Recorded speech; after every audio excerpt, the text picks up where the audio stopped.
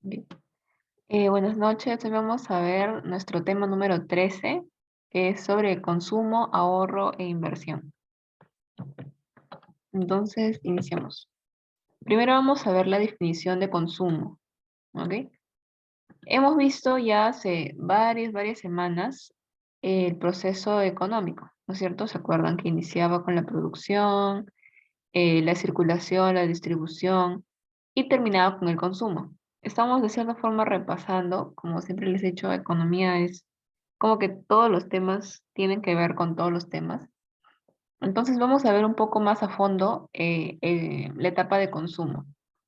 ¿Ok? Entonces, como vimos, es la última fase del proceso económico y es donde el bien que se produce o el servicio es adquirido, es usado, ¿no? Para la satisfacción de las necesidades humanas. Entonces, el consumo a su vez es posible, como les decía, por la circulación y la distribución que hemos visto, pero también estimula, o sea, esto es antes, ¿no? La circulación y la distribución es antes, luego viene el consumo, y el consumo también permite que pueda haber un nuevo proceso productivo. También se puede entender como utilizar los ingresos para la compra de bienes de consumo. Creo que esta parte queda claro porque es la idea normal que tenemos de consumo, ¿no? Generalmente comprar, ¿no? Eso es lo que se refiere. Entonces, seguimos. Tenemos clases de consumo. ¿Ok? Tenemos principalmente dos clases. Primero, el consumo humano directo. Este tiene que ver con las materias primas que se destinan al consumo humano para la satisfacción inmediata. ¿Ok? A ver. Eh, Se basa en el sector primario, ya sea en los mercados mayoristas, de frutas o de cualquier otro tipo de bien, verduras, todo, cereales. También debemos incluir a los minerales utilizados para el atesoramiento o la joyería. Básicamente, actividades que se puedan obtener, bienes que se puedan obtener del sector primario, ¿no? Sin ningún tipo de industria o otro tipo de proceso que se les haya tenido que hacer, ¿no? Solamente el cultivarlas y ya, directo para el consumo, ¿no? En cambio, el consumo humano indirecto es la proporción de las materias primas que tienen como destino el consumo industrial, para posteriormente llegar al consumidor. Acá sí hay una intervención industrial, ¿ok? Comprende enteramente los bienes producidos en el sector secundario. Acá también el sector primario, acá sector secundario. Esa es la principal diferencia, ¿ok? La principal diferencia es que acá es primario y acá es secundario. Entonces, por ejemplo, tenemos acá el petróleo, que es convertido en diésel, o sea, ya lo que es directo para los carros, o los plásticos, los minerales que son utilizados en el celular. Ya, por ejemplo, cuando nosotros compramos un celular, indirectamente estamos consumiendo minerales y plásticos, porque de eso está hecho el celular. En una clase vimos todo lo que se necesitaba para hacer un celular y dónde se conseguía. Entonces, también podemos ver al pescado convertido en congelados. Cuando nosotros comemos atún, por ejemplo, estamos consumiendo el pescado, pero en conserva, ¿no? No pescado fresco. Ha pasado por un proceso industrial, por una fábrica en donde se ha sido empaquetado y todo eso, ¿no? Te comercial las conservas o que son o las verduras que son encurtidas, ¿no? Que también venden en los supermercados. Yo creo que acá en Perú no se consumen mucho, pero en otros países en los que no es tan fácil conseguir verduras o frutas frescas, pues es lo que más consumen, ¿no? Pero bueno, entonces tenemos consumo humano directo, que es básicamente el sector primario, o sea, las actividades del sector primario, y el indirecto, que es el secundario y que tiene que ver con la industria. Entonces, esas son las dos clases de consumo que vamos a ver. Ahora también tenemos los niveles de consumo, y esta parte es un poquito numérica, pero importante, ¿ok? Entonces, vamos a ver, el primer nivel sería la miseria o extrema pobreza. En esta situación se encuentran las personas que tienen ingresos menores a 176 soles. Esta es nuestra línea de pobreza extrema y ellos solamente satisfacen sus necesidades primarias. ¿Se acuerdan que también vimos necesidades, verdad? Y la pirámide. E incluso lo hacen de manera insuficiente, ¿ok? Según la INEI, al 2015 se calculaba que existía 1.267.861 personas, es decir, el 4,07 del total de la población nacional. Desde el punto de vista de los hogares, se considera en pobreza extrema un hogar de 4 miembros con ingresos menores a 704. ¿Ok? Acá se refiere a una persona sola. Acá, pobreza extrema como familia o en un hogar es si es que sus ingresos son menores a 704. Según esta clasificación que estamos viendo, según el INEI. ¿Ok? Entonces, traten de recordar esos datos. El segundo nivel es la pobreza. En esta situación se encuentran las personas que reciben ingresos menores a 328. Aquí hablamos de una pobreza monetaria, acá hablábamos de una pobreza extrema. Ellos sí cubren una canasta de consumo alimentaria y también con productos que no solamente son alimentos.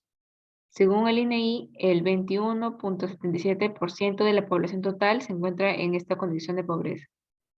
Desde el punto de vista de los hogares, es decir, aquí hablamos una vez más de una persona sola. Si una persona sola recibe esto, eh, se le considera como pobre. Pero desde el punto de vista de los hogares, si es que los ingresos de una familia de 4 miembros es menor a 1.312. ¿Ok? En tercer lugar tenemos el nivel de holgura.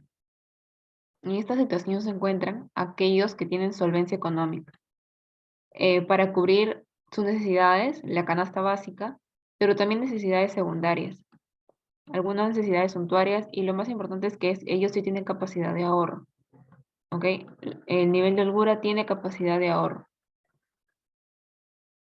Y en último lugar tenemos a la riqueza, el nivel de riqueza. Esta es la situación de máxima capacidad socioeconómica de consumo. En este nivel se encuentran una minoría cuya capacidad de consumo les permite satisfacer con suficiencia todas las necesidades humanas, ¿no? Y poseen capacidad de inversión. ¿Ok? Si estuviéramos en una pirámide, pues vemos que es lo más alto y también lo que es en donde hay menos, ¿no? Es más pequeño. Ellos pueden satisfacer todas sus necesidades. ¿Ok? Entonces hemos visto cuatro niveles de consumo. Y es así como les pueden preguntar, ¿ok? Con esos datos. Nivel de miseria o extrema pobreza, nivel de pobreza, nivel de holgura, que lo importante es que en este ya existe el ahorro, y el nivel de riqueza, en el que pueden satisfacer todas sus necesidades y también pueden invertir. Ahora vamos a ver qué cosa es una canasta de consumo. ¿Ok? Seguimos viendo con datos del INEI. Según el INEI, la canasta de consumo es un conjunto de bienes y servicios que son adquiridos por un consumidor representativo. ¿Ok? Esto es importante. Estamos hablando de un consumidor promedio. Puede de que a alguien, no sé, no le guste la papa o ya X, pero en promedio de toda la población a la mayoría le gusta. Entonces, por ejemplo, la papa estaría incluida.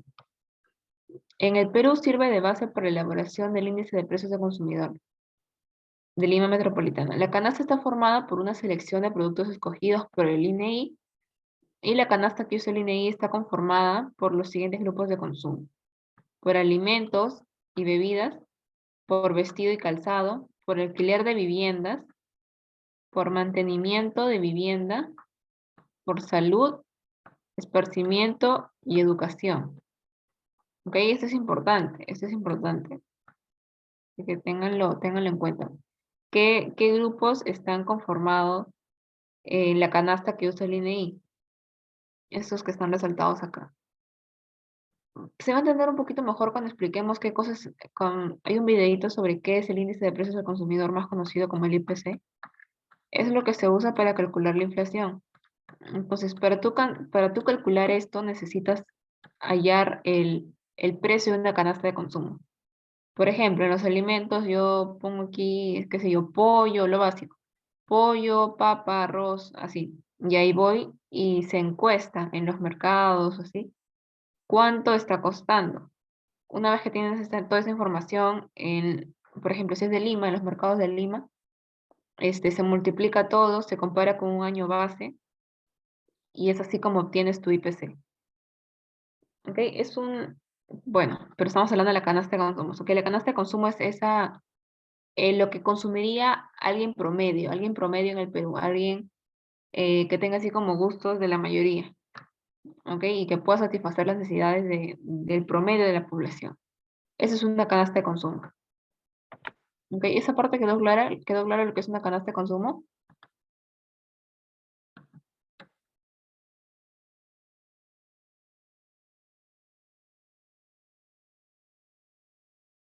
¿O lo vuelvo a repetir? ¿Sí? ¿Sí quedó claro? Ok, está bien. Está bien, voy a confiar.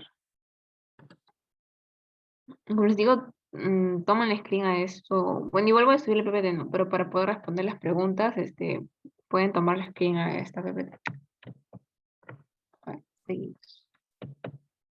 Acá estaba justo lo que les estaba explicando del IPC, Índice de Precios al Consumidor, o también conocido como IPC, ¿ok? Es una medida de los precios de los bienes y servicios de una canasta de consumo. Justo lo que les estaba explicando aquí. Este es el precio, ¿ok? Aquí hablamos del precio de esa canasta que hemos escrito en la anterior PPT, que están compradas por un consumidor típico, ¿no? Estas se calculan a base de un conjunto de productos determinados por la autoridad estadística de un país. En nuestro país, la autoridad estadística es el INEI, entonces el INEI determina los productos. Vamos a ver una partecita de este video para que se pueda completar la idea.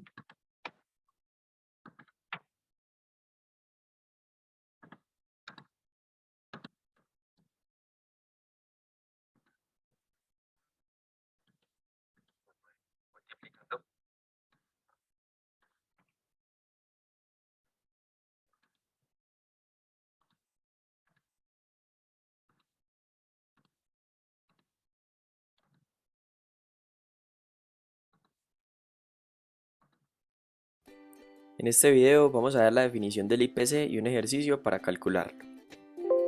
El IPC o índice de precios al consumidor es una medida de precio de los bienes y servicios adquiridos por un consumidor típico de algún país. Por lo general hay departamentos o dependencias en cada país que se dedican a calcular este nivel de precios mes a mes. ¿Y cómo se calcula?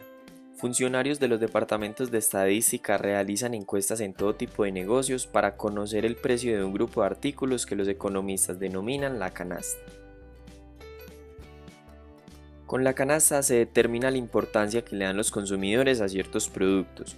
Por ejemplo, si los consumidores compran en su mercado mucha carne, entonces en la canasta se le debe dar mayor importancia o ponderación al precio de la carne.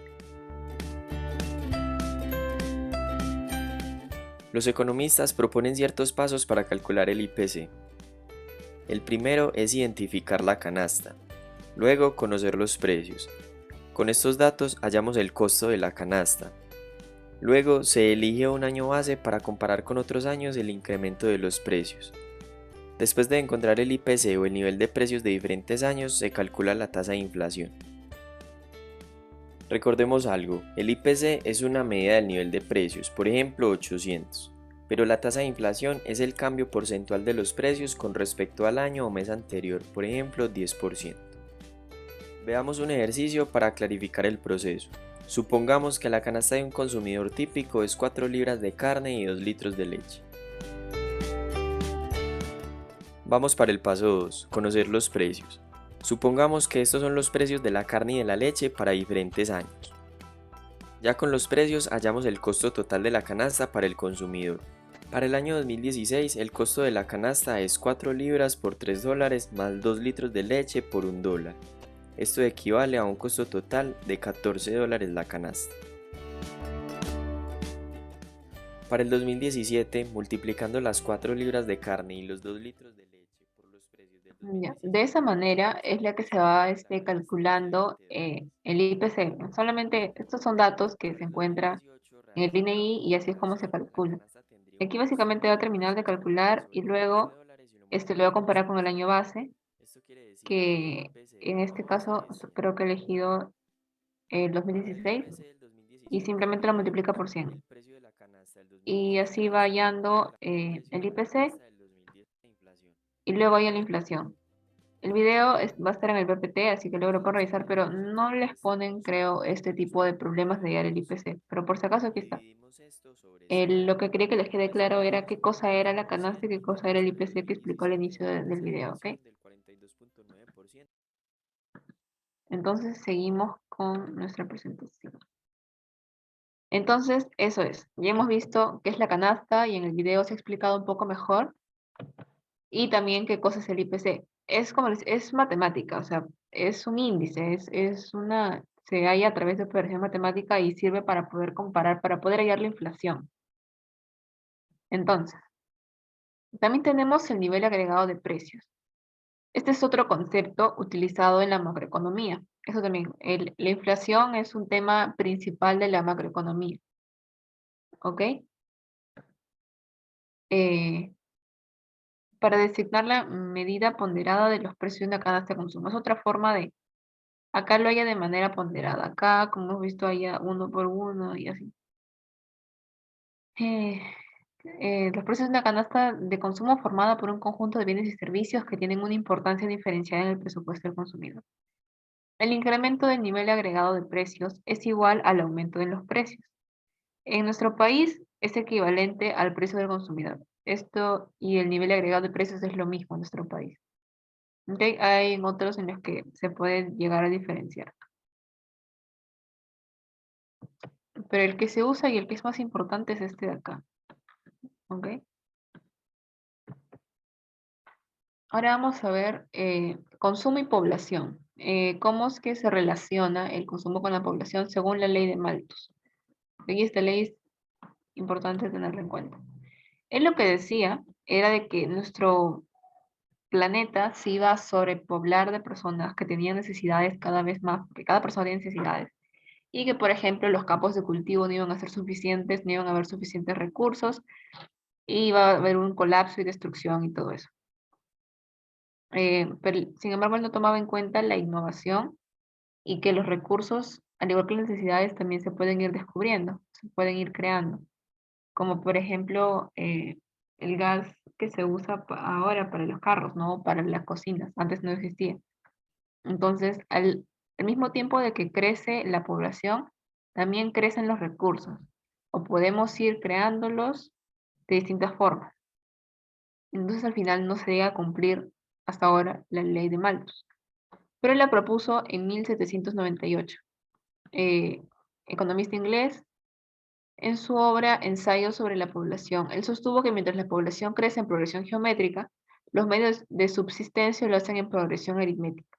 Y las consecuencias de esto serían la miseria, hambre, desnutrición, desocupación, etc. Sin embargo, este planteamiento fue cuestionado por aquellos economistas que piensan que la pobreza, más que un problema demográfico, es consecuencia de la injusticia de la distribución de la riqueza. Eso también, o sea, al final la teoría de Malthus no se ha cumplido y ha sido criticada desde distintos ámbitos.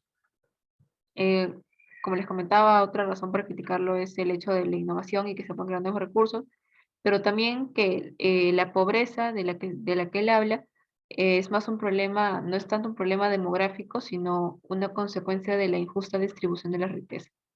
Ok, pero esa es la ley de Malthus, simplemente de que el planeta se iba a sobrepoblar y no iba a haber suficientes recursos. Entonces, seguimos.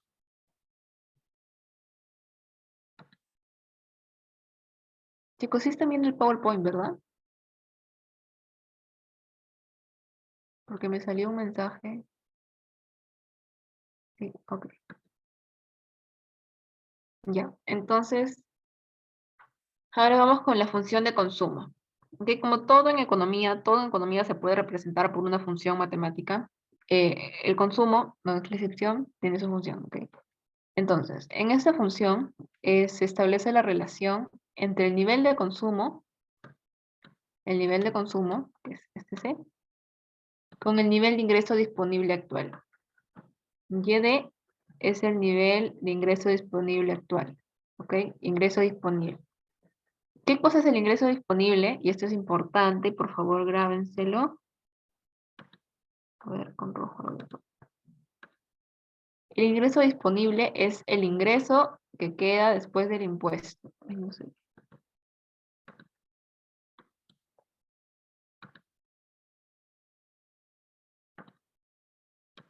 Es el ingreso que queda después del impuesto, ¿ok? O sea, por ejemplo, si es que una empresa gana 20.000 con su producción, el Estado le cobra un impuesto. Póngale que le cobra un impuesto que sean 10.000 soles. Al final, su ingreso disponible va a ser 10.000 soles, no 20.000 menos 10.000. ¿Ok? Entonces, eso es el YD, después de impuestos. Cuanto más alto sea el ingreso disponible de una persona, es casi seguro que su nivel de consumo también será alto. ¿Ok? El consumo depende del ingreso disponible. Algo obvio, no sé, si yo tengo más para gastar, gasto, consumo más, ¿no? Y las personas con altos ingresos disponibles consumen más y las personas con menores ingresos disponibles consumen menos.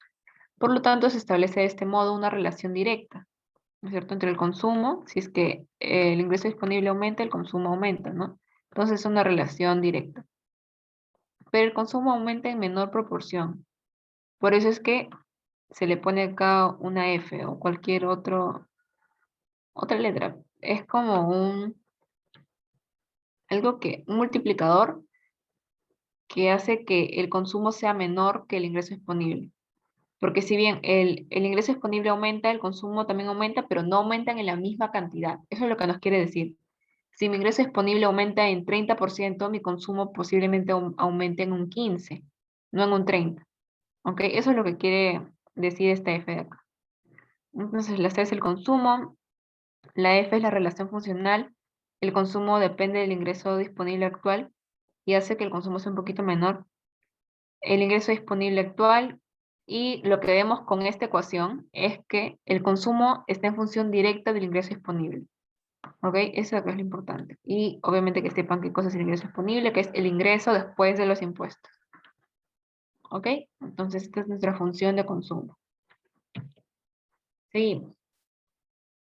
Vamos a ver ahora las leyes de Engel.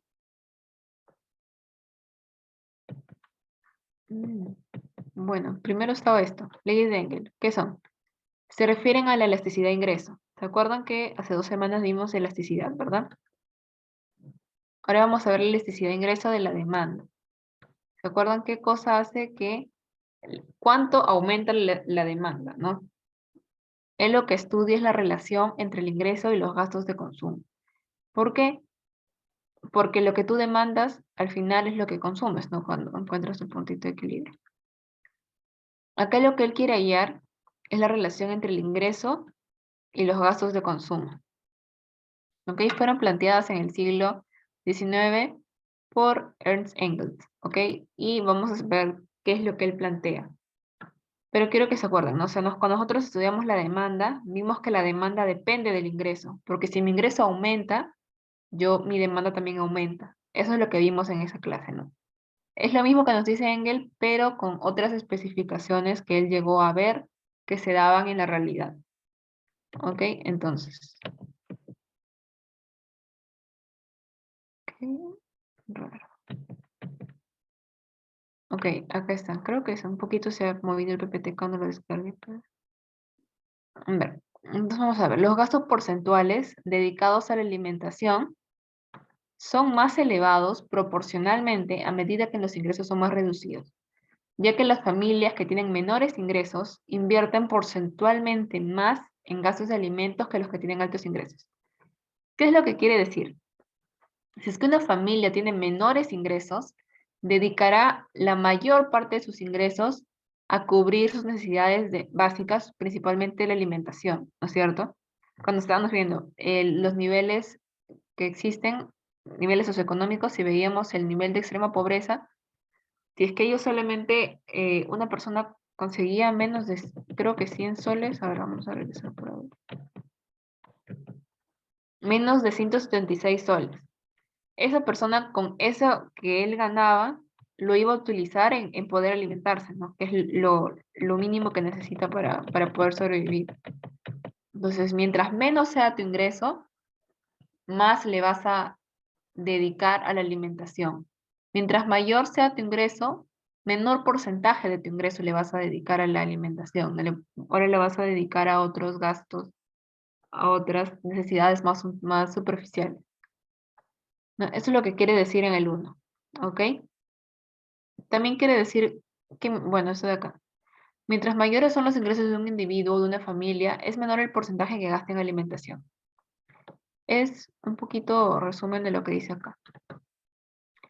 En tercer lugar, lo que él propone es que el porcentaje del gasto en vestido, alquiler de la casa, luz y combustibles o transporte público con relación al ingreso total permanece inalterable independientemente del ingreso. ¿Ok? Porque todas las personas necesitan comprar ropa, necesitan tener una vivienda, ya sea el alquiler, necesita pagar la luz, necesita transportarse. Entonces, esto casi no varía independientemente del ingreso. Es lo que Engels observa. Y en cuarto lugar, encontramos que a medida que aumenta el ingreso, aumenta el porcentaje de los gastos dedicados a la educación, a las diversiones, salud, ahorro, utensilios del hogar, viajes, ya diferentes cosas, ¿no? A medida que aumenta el ingreso, aumenta en diferentes gastos, ya no solamente te preocupas por los alimentos. Es lo que Engels quiere decir. Parece bastante obvio, en la economía hay leyes que son bastante obvias, pero son leyes, y estas son las leyes de Engels, es lo que él propone. ¿Ok? Entonces, sí es bastante obvio, bastante intuitivo, pero esos son los 4 puntos, ¿ok? Mientras menos ingreso haya, más se le dedica a la alimentación, y mientras más ingreso haya, lo dedicas a otras necesidades secundarias. Acá está en modo simplificación las leyes de Engels, las 4 leyes de Engels. Lo que dice, menor ingreso, mayor porcentaje de gasto de alimentos. Mayor ingreso, menor porcentaje de gasto de alimentos. Acá es mayor ingreso, bueno, acá se movió un poquito. Mayor ingreso, mayor gasto, bueno, igual. Mayor o menor ingreso es lo que quiere decir. Mayor o menor ingreso, el gasto en vestido, alquiler, luz y combustible permanece inalterado. No importa si el ingreso es mayor o menor. Y por último es que mayor ingreso, mayor porcentaje en gastos de educación, en gastos de necesidades secundarias, ¿no? Educación, ahorros, utensilios para el hogar, viajes, etcétera. ¿Ok? Este es el resumen, el super resumen de las leyes de Engels. ¿Ok? Esas son las leyes de Engels. Entonces, seguimos. Un ratito voy a aumentarle.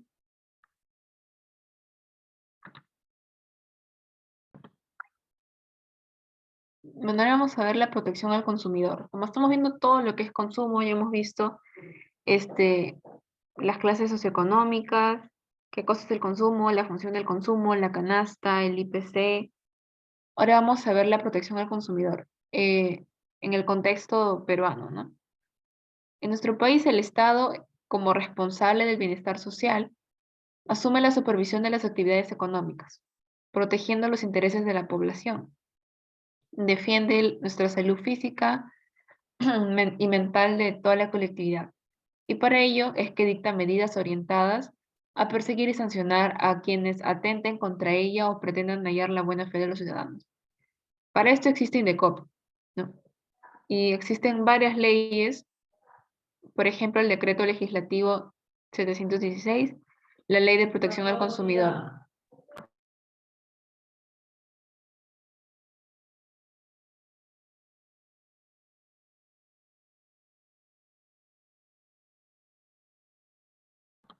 Disculpen.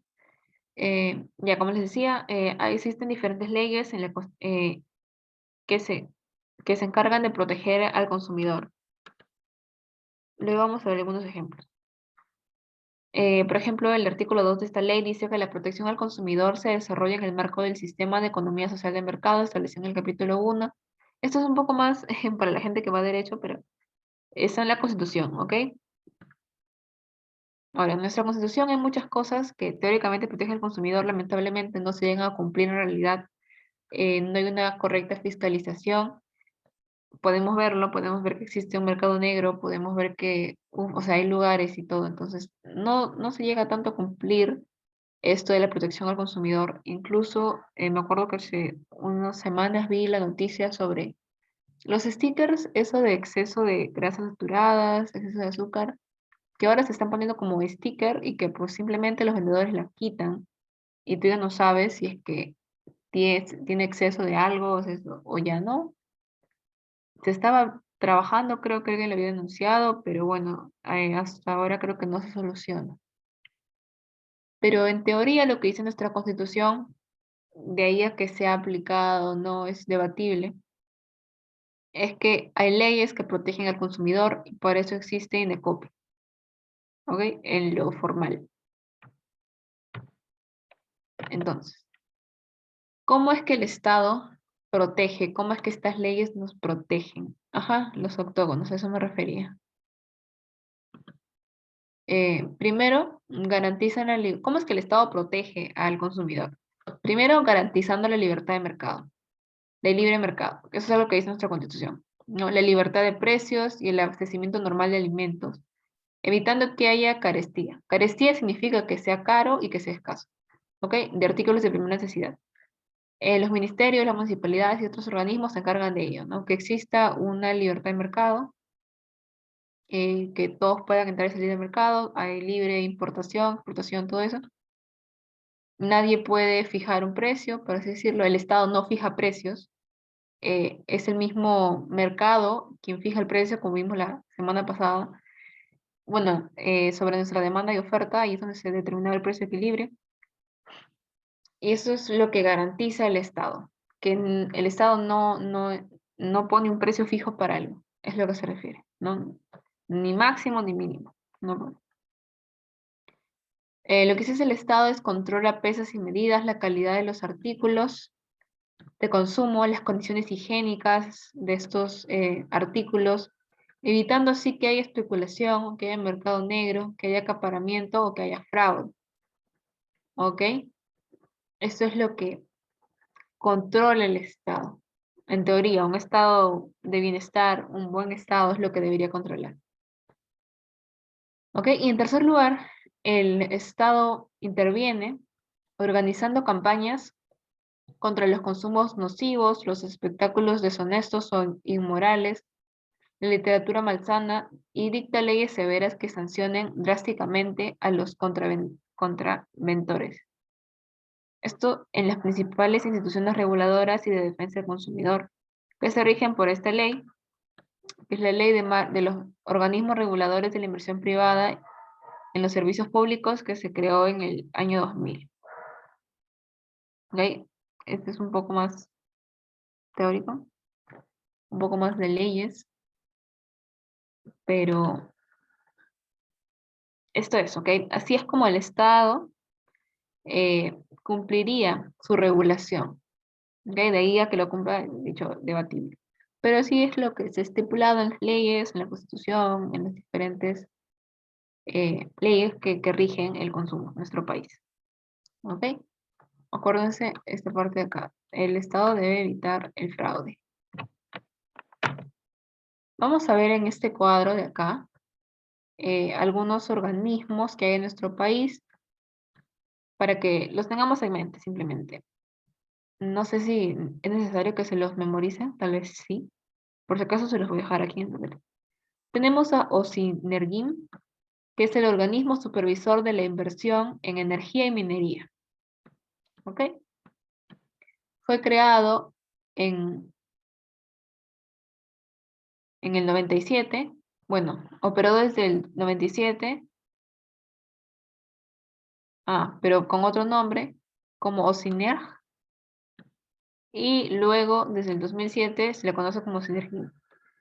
Su ámbito es de electricidad y hidrocarburos y su misión es supervisar el correcto abastecimiento de energía, regular eficientemente los servicios públicos como de electricidad y gas natural e impulsar el desarrollo normativo del sector, actuando para ello con autonomía y transparencia. ¿Ok? Empresas a las que regula son, por ejemplo, Enel, Luz del Sur, Grifos o comercializadoras de gas doméstico, que antes eran más comunes, creo. Me acuerdo cuando le comprábamos al vecino esos balones de gas, ¿no? Que antes se usaban en las cocinas.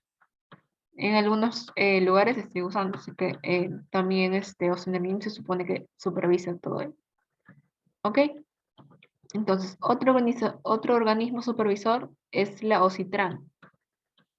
Este supervisa la inversión en infraestructura de transporte de uso público.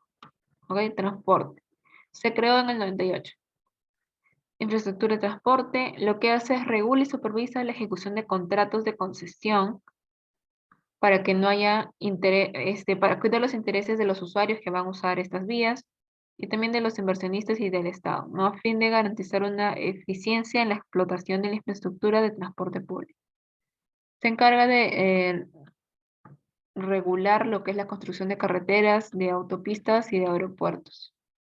¿Ok? Entonces, ¿qué cosa regula cuando se crean esto y por qué es que hay tantas carreteras mal hechas, tantas autopistas que tienen huecos y todo eso? Quien no regula, quien no está haciendo bien su trabajo, la auditarán. Ok, entonces ya tenemos dos organismos supervisores. Acá tenemos tres más. Los vamos a ver así un poquito, vamos a leerlos. Tenemos OCIPTEL, que es el organismo supervisor de la inversión privada en telecomunicaciones. Hay telecomunicaciones. Fue creada en el 93, se sirve para regular las telecomunicaciones y lo que busca es promover el desarrollo de más y de mejores servicios públicos de telecomunicaciones en beneficio de la sociedad en un marco de libre y leal competencia. Se encarga de regular la telefonía fija, la telefonía móvil, la TV por cable, servicios de internet. Ok, aquí es donde van las quejas de Movistar. También tenemos a las SUNAS. ¿Qué cosa es la SUNAS? Es la Superintendencia Nacional de Servicios de Saneamiento. Fue creada en el 92 para el saneamiento.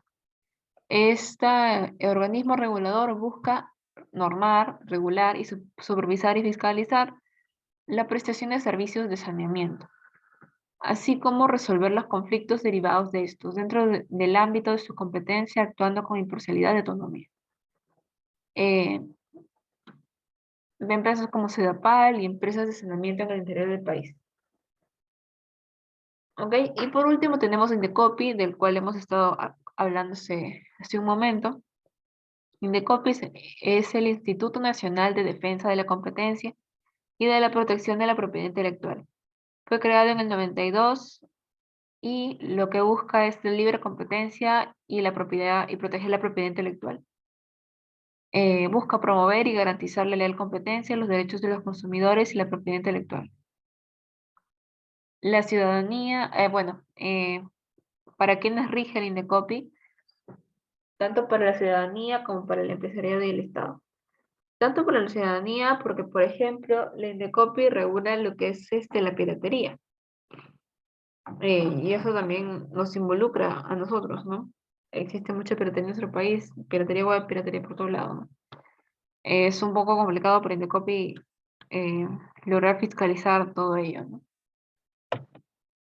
Entonces ya hemos terminado con nuestros organismos reguladores, todo esto de regulación estatal, la protección al consumidor, que hemos visto acá. Y ahora vamos a seguir con ahorro e inversión.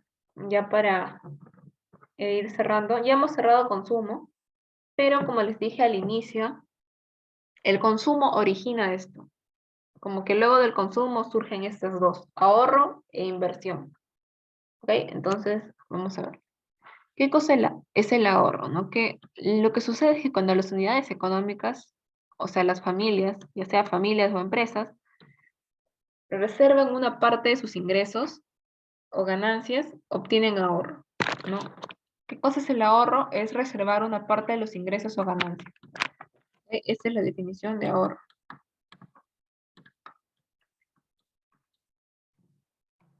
Esto les permitirá mejorar su capacidad de consumo y su capacidad de inversión.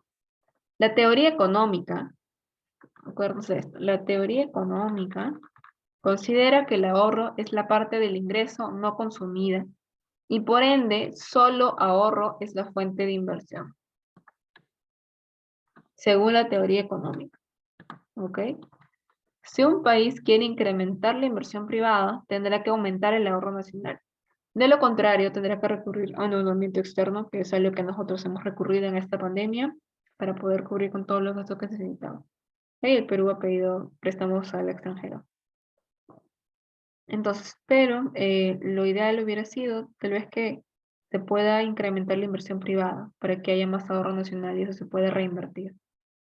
¿No? Pero es que eso no se hace a corto plazo, sino es más a largo plazo, no es un plan a largo plazo. Entonces, nosotros por la pandemia necesitamos urgentemente el disponer de recursos, ¿no? Entonces, vamos a ver específicamente qué cosa es el ahorro. Como les decía, el ahorro es la diferencia del ingreso menos el consumo. Ahorro usualmente se ejemplifica con una S, Y es ingreso y como usted ya vimos es consumo.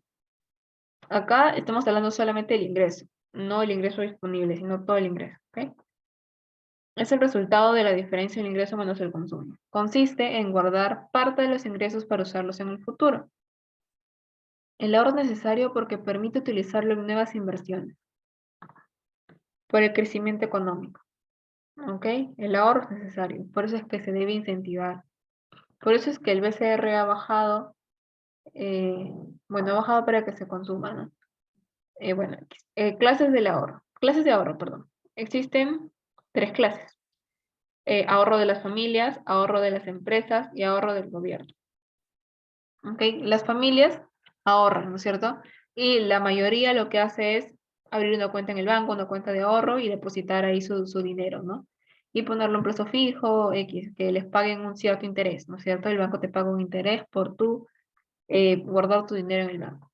También existe el ahorro de las empresas, que son sus utilidades no distribuidas a ninguno de los accionistas, ¿no? Es lo que ellos pueden ahorrar para poder reinvertir, ¿no? En su producción. Y en tercer lugar tenemos el ahorro del gobierno. ¿De dónde proviene este ahorro? Proviene de la recaudación tributaria, principalmente.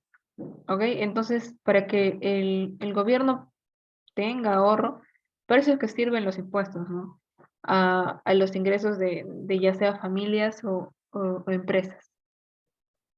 Entonces, vemos estos tres tipos de ahorro que existen, familias, empresas y del gobierno. Ahora, por último, vamos a ver la inversión. La inversión es el gasto destinado a la adquisición de bienes de capital. Está dirigido a mantener o a aumentar la capacidad productiva de un país. El incremento de las inversiones es importante en un país, ya que ello permite el crecimiento económico. ¿Ok? Se le define también como el empleo productivo del ahorro. ¿No es cierto? Que hemos visto ya, el ahorro es lo que de tu ingreso no consumes, pero también si lo dejas guardado, si quiere el banco te paga interés, mínimo interés, pero te paga cierto interés. Pero si, por ejemplo, tú lo tienes ahorrado en tu casa, no lo estás usando, no lo estás reinvirtiendo, solamente lo tienes ahí guardado, pues al final es una pérdida, porque todos los años aumenta la inflación y la inflación hace que tu dinero pierda capacidad de compra. Entonces en realidad estás perdiendo. Por eso o lo inviertes, lo ideal es o lo inviertes en algo que te genere más dinero o lo pones en una cuenta de ahorro que te pague cierta cantidad de interés, ¿no? Entonces, se le define también como el empleo productivo como del ahorro. Ajá. Es el dinero destinado a la compra de bienes de capital para aumentar la producción en una empresa, ¿no? Tenemos clases. En primero está la inversión privada, que está constituida por las inversiones de personas y empresas particulares, ¿no? En comercio, finanzas, minería, industria, etc. Eh, ¿Se entiende? ¿No? O sea, una inversión, ya sea de nosotros, personas naturales, o de alguna empresa que quiere invertir en, por ejemplo, en minería, ¿no? Y ya. Invierte ahí, haces un negocio y ya. También tenemos la inversión pública, que esto viene del Estado, ¿verdad? Son los gastos del Estado. en el proceso en el que adquiere bienes de capital o de o formación bruta de capital. Con ello también se constituyen obras públicas. Claro, cuando el Estado invierte en una carretera, ¿no? Porque, por ejemplo, la carretera puede hacer que, de cierta forma, crezca el país en el hecho de que puede comunicar más y puede haber más comercio eh, con los pueblos que producen, ¿no? Por ejemplo, puede beneficiar a la agricultura. Hay pueblos que producen y que se les malogra la producción en el trayecto porque son muy largos o a veces las carreteras no están tan bien que digamos y a veces hay derrumbes y todo eso, ¿no? Y no tienen un adecuado mantenimiento que hace de que se dificulte ese comercio, ¿no? Incluso en el interior de nuestro país, ¿no? Ni siquiera extranjeros, sino dentro de nuestro país. Entonces, el Estado podría invertir en eso, ¿no? En construir carreteras, en construir aeropuertos, en construir puertos, en construir hospitales, ¿no? Eso se le conoce como inversión pública. También tenemos a la inversión extranjera directa. Esta es la que está destinada a crear capacidad productiva y es un mecanismo de transferencia tecnológica. Es cuando extranjeros vienen y simplemente deciden invertir en nuestro país, ¿no? Y hacen una empresa, pero son extranjeros. En cuarto lugar, tenemos a la inversión extranjera en portafolio o cartera. Acá es cuando no vienen exactamente a poner una empresa, sino que compran acciones, ¿no? Compran acciones y bonos de la Bolsa de Valores, ¿no? De Lima. En quinto lugar, tenemos la inversión neta y la inversión bruta. Se diferencian en que la inversión bruta se destina al incremento del capital y la inversión neta es la diferencia entre la inversión bruta y la depreciación, ya que todos los activos, los bienes que se tienen, se deprecian, así como el carro, ¿no? O sea, tú compras un carro y ya a los siguientes 2 años lo tienes que vender a menos dinero, nadie te va a pagar lo mismo que tú pagaste por el carro, se deprecia. Todos los capitales fijos se deprecian. La inversión productiva. Esta se refiere a la compra de bienes de capital y crea empleo. En séptimo lugar tenemos la inversión financiera, no necesariamente extranjera, sino también puede ser de algún peruano, que compra acciones, bonos, etc. Y por último, la inversión tecnológica. Aquí se apuesta por el desarrollo e innovación, ¿cierto? En invertir en investigación, principalmente en investigación, ¿no? Para que se pueda haber una transformación general en nuestro país, para que se pueda modernizar la industria, para que se pueda modernizar distintas áreas, distintos sectores, ¿no? Económicos.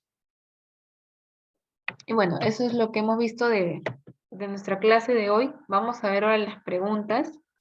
Les pido por favor que me respondan por el chat. Somos 52. Espero que los 52, bueno, son 51, 52 conmigo, los 51 me respondan por el chat estas preguntas. ¿Ok? Vamos a ver el primer caso.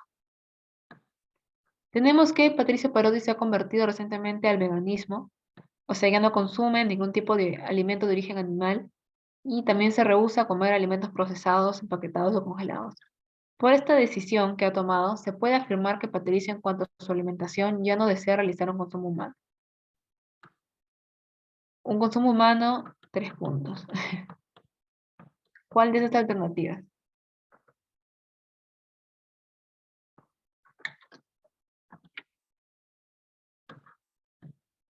A ver, veo que Gilbert dice C, Claudio dice C, Ingrid dice C. A ver, Angeli dice C, Abby dice C. Ok, sí, están en lo correcto. Es C, promedio. Porque la mayoría de la población sí consume carne. Y es lo que se utiliza para calcular la canasta de bienes. Él deja de ser parte de un consumo humano promedio. Está correcto. Segunda pregunta. La familia de Rosa Canepa está compuesta por ella, su madre y su hermano. La única que trabaja es Rosa, y su ingreso mensual es de 703. En consecuencia, se puede afirmar que el nivel de consumo de Rosa es...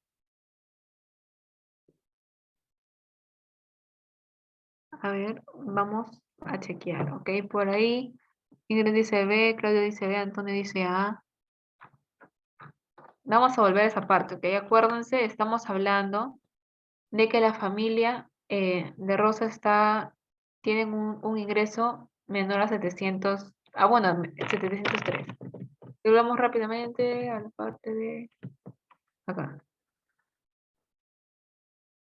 Bueno, acá dice que es miseria o extrema pobreza, ¿ok? Porque si es que hablamos de pobreza, eh, tendría que ser, bueno, sigue siendo menor a esto, ¿no? Pero ya que es menor a lo anterior, es miseria o pobreza extrema. Ay,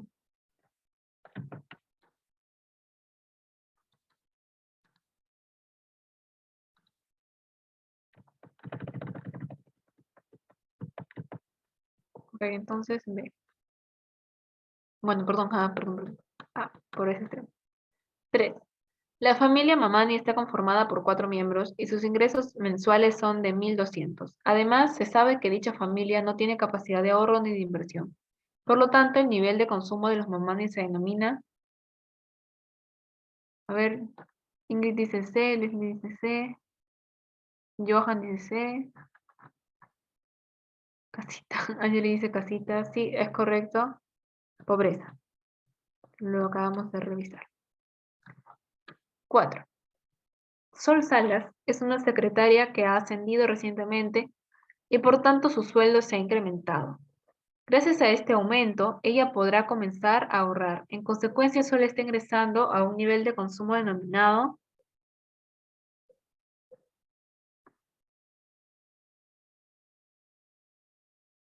Gilbert dice C, Jennifer dice C, dicen C otra vez, Farid dice C.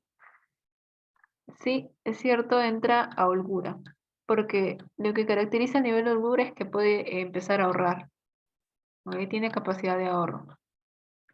Entonces, seguimos. Pregunta número 5. No hemos visto el nivel de suficiencia. Según el INEI, no está a este nivel, entonces holgura. 5. Carla Tejada ha presupuestado que este mes, además de los gastos fijos de alquiler y el mantenimiento del departamento, la alimentación, la movilidad, la ropa y la salud, comprará un collar de perlas y viajará a Argentina. De estos gastos, ¿cuántos no entran en la canasta de consumo que dice el INEI?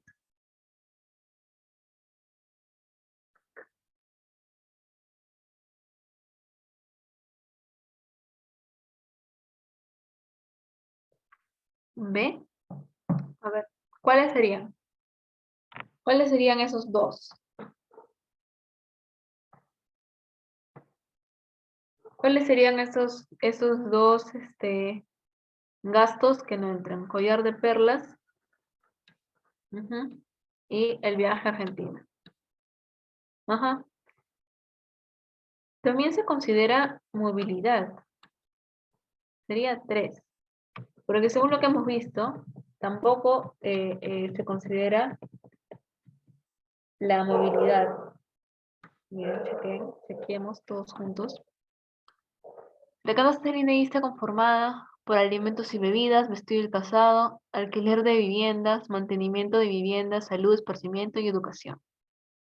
No considera la movilidad.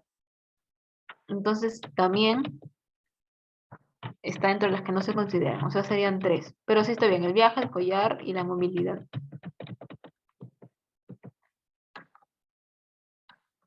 ¿Ok? No sé, casi. Seguimos. 6. Si una familia incrementa sus miembros en 3, pero sus medios de subsistencia solo se incrementan en 1, se puede afirmar que se está cumpliendo la...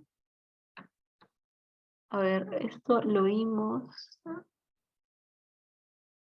¿Cuál ley es la que se está cumpliendo?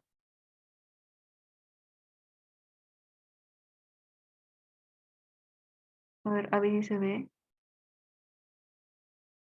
Esparcimiento se refiere más a actividades de diversión, por ejemplo, la entrada de un cine, eh, el costo de ir al parque,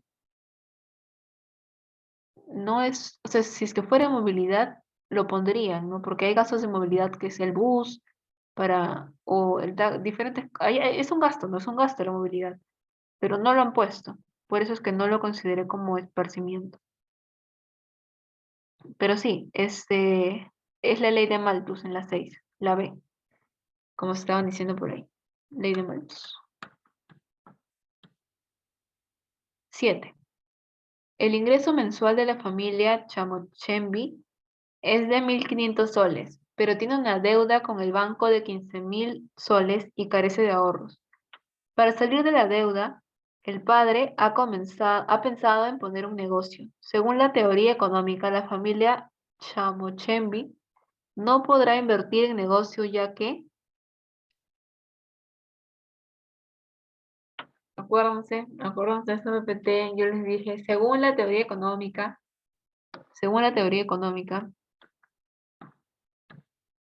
¿qué es necesario para poder invertir? Ahora Claudia dice B, Ingrid dice B, alguien preguntaba si era B. Pero sí, es la B, no posee ahorros. Según la teoría económica, es necesario el tener ahorros para poder invertir en un negocio. ¿Ok? Obviamente las demás causas también suman, pero según la teoría económica esto es lo principal. Pregunta número 8. Cheo Sigala gana al mes 2.500 soles, por lo que debe pagar 18% de IGB. Luego paga 1.000 de gastos fijos y el resto lo ahorra. El ingreso disponible de Cheo es... Vuelvan a leer la pregunta. Acuérdense de cuál es la definición de ingreso disponible. Es el ingreso después de los impuestos. ¿Ok? Acuérdense. Acuérdense de eso. Y pueden hacerlo con calculadora si tienen por ahí. A ver quién me dice la respuesta. No es la B.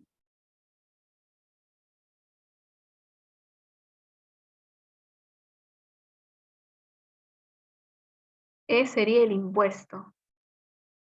Si tú a 2.500 le sacas el 18%, te sale 450, pero ese es el impuesto, eso es lo que él paga como IGB. Pero lo que te están pidiendo es el ingreso disponible. Ajá. Bueno, ya Juan acertó. Los demás, ¿cómo van? Como les estoy explicando, tenemos 2.500, ¿no? Si 2.500 lo multiplico por 18%, como yo, ay, ¿dónde está? Como yo, Juan Hernández, esto sale a 450, ¿no? Este de acá es tu impuesto. Ahora, para hallar tu ingreso disponible, acuérdense, es el ingreso menos los impuestos. Nuestro ingreso era de 2.500 menos nuestros impuestos, que son 450. Esto sale 2.050. Ahí ya me salió. ¿Ok? Para que quede claro para todos. Es la C. Y este dato extra de 1.000 es para distraerlos, para confundirlos, ¿no? Tienen que tener bien claras sus definiciones, por eso. Porque si no le hubieran restado 1.000. Igual no hay clave, ¿no? Entonces como que hubieran vuelto a revisar. Pero si es que le restaran 1.000. Pero es importante que tengan acá claros sus definiciones. Ya, seguimos. La 9. Diana Fernández ha comprado una laptop en una famosa tienda por departamentos de Lima. Al llegar a su casa, se percata que la laptop tiene problemas con la tarjeta de video. Reclama en la tienda, pero no le hacen caso, por lo que decide presentar una denuncia en Indecopi. Ella puede tomar esta medida, ya que el Estado tiene leyes que garantizan la libertad de mercado, protegen al consumidor, evitan el acaparamiento, son muy severas, castigan la especulación. A ver, Leslie dice B, Jacqueline dice B, Claudia dice B. Es correcto, es la B. Seguimos, esta es nuestra última pregunta. Este es otro caso. Una publicidad en la televisión anuncia que su producto puede curar la calvicie. Daniel Brenner es calvo y compra el producto, pero pese a seguir todas las indicaciones de ese producto, nunca le creció un cabello. Entonces, cuando entra a internet, ve que es tendencia de que estos calvos han comprado el producto y nada pasó. Entonces, el Estado puede tomar medidas contra la empresa que vende dicho producto, ya que evita la carestía de artículos de primera necesidad, controla las pesas y medidas, evita la especulación, el mercado negro y el fraude, organiza campañas contra los consumos nocivos, sanciona los espectáculos y conoce la ya, ya dijeron la respuesta. Fernando, Gilbert, Leslie y Jacqueline. Es muy cierto, es la C. En este caso porque evita el fraude, ¿no? Porque es un fraude lo que les han hecho, ¿no? Han sido estafados. Entonces, como les dije, con eso hemos terminado. Eh, Les voy a subir la clase ahorita mismo para que la tengan. No estoy segura, pero tal vez sea importante que revisen el cuadro.